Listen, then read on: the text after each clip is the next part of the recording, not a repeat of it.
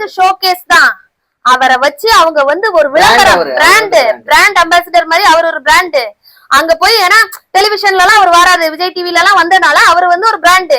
அவரை வச்சு நிறைய வருமானம் வருது. எப்படின்னா ஃபேமஸான ஒரு இதுல பிராண்ட் நேம்ல. அதனால கண்ட்ரோலிங் அத்தாரிட்டி வந்து வேற. இவரு ஜஸ்ட் ஒரு பொம்மை மாதிரி அங்க இருக்கணும், நடக்கணும், அங்க எங்க லைட்டா அந்த அதாவது ஃபுல்லா அவரா நின்னு சமைக்கிறாரு. நீங்க பாத்தீங்க அந்த ஒரு 2 செகண்ட் 2 நிமிஷம் அந்த வீடியோ கவரேஜ்க்கு அவருக்கு கிண்டுற மாதிரி ஒரு ஆக்டிங், அவ்வளவுதான். புரியுதா? சோ இதுதான் மார்க்கெட்டிங் ஸ்ட்ராட்டஜி. அவர்தான் அதுதான் அவர் பண்ணிட்டு இருக்காரு. அது தெரியாம நீங்க அவருக்கு நான் சொல்றேன்ல, அவருக்கு சுயமா சிந்திக்கிற இது இல்ல. சுயமா சிந்திச்சிருந்தாருன்னா நம்ம குடும்பம் இது நம்ம குடும்பத்துக்கு கேவலமா இருக்கும், கேவலப்படுவாங்க, மொத பொண்டாட்டியை விட்டுட்டு அந்த மாதிரி போக கூடாது அப்படின்னாலுமே லீகலா நம்ம மூவ் பண்ணிட்டு போகணும்னு ட்ரை பண்ணிருப்பாரு. ஆனா ஸ்ருதியும் விடல, அவங்க குடும்பமும் விடல. புரியுதா?